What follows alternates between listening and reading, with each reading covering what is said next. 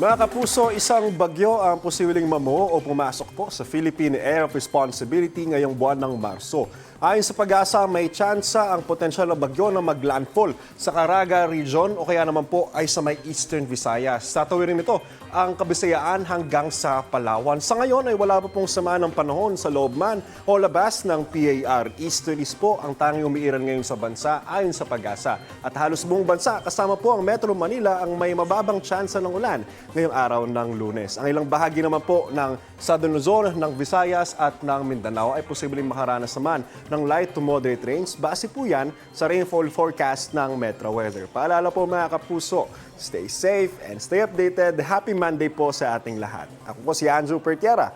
Know the weather before you go. Para mag-safe lagi. Mga kapuso. Kapuso, huwag magpapahuli sa latest news and updates. Mag-iuna ka sa balita at mag-subscribe sa YouTube channel ng GMA Integrated News.